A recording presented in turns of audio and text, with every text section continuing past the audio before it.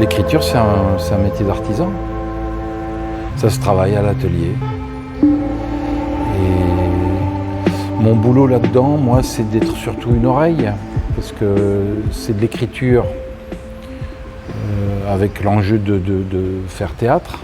Et le théâtre, c'est de l'oralité, donc ça se travaille à l'oreille. L'écriture, à mon avis, elle doit soulever des questions, et c'est ces questions-là que je vais soulever. Voilà, le travail d'atelier, c'est soulever des questions, et le travail d'écriture, c'est soulever des questions. Donc en fait, on va s'assurer que les questions sont bien là, et que les questions qu'on se pose, c'est bien les questions qu'on a envie que le lecteur, que l'auditeur, que le spectateur se pose. Et on va dire que on arrive avec quoi? Avec son propre matériau, avec sa propre vision, et on met ça en commun? Voilà, l'idée c'est d'arriver avec ces pages d'écriture, de les mettre en commun. On commence par la lecture à haute voix de ce qui a été produit, et puis à partir de là viennent les questions. Parce que au moment de l'écriture, qui est un travail très solitaire, très introspectif aussi, on ne se rend pas toujours compte la difficulté en tous les cas, même si on s'en rend compte, la difficulté c'est d'avoir soulevé les questions qu'on voulait soulever sans en soulever trop d'autres auxquelles on ne répond pas.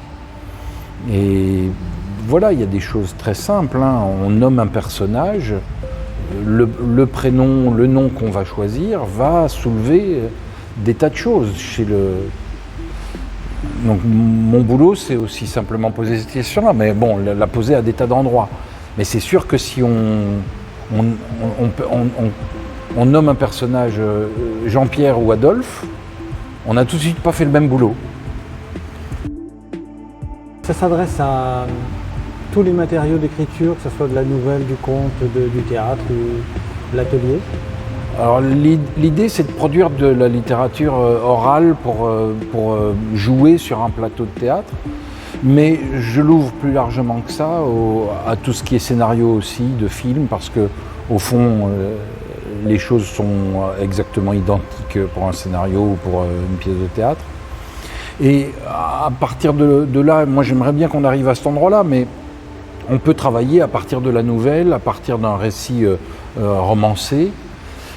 La grande caractéristique différente entre un récit, un roman ou une nouvelle et le théâtre, c'est qu'au théâtre arrive dès le début, immédiatement, un tas d'informations qui vont être en permanence sous l'œil du spectateur. Alors que le roman, c'est un vrai travail séquentiel, purement séquentiel, comme la musique. Quand on écoute un disque, on commence à la première note et on termine à la dernière. Bon, on peut avoir l'idée qu'il va y avoir un orchestre ou seulement un soliste. Au théâtre, on va recevoir des informations multiples, immédiates, qui vont nous indiquer qui est qui. Dans l'écriture, on va avoir l'impression de les distiller les unes derrière les autres. Et ce commerce-là, avec ces informations-là, ça va être un des enjeux de l'atelier d'écriture. Et vous qui avez l'habitude de ce type d'exercice, vous sentez le chemin parcouru entre le premier jour pour celui qui se donne à l'atelier et son dernier jour? Est-ce que la progression est sensible?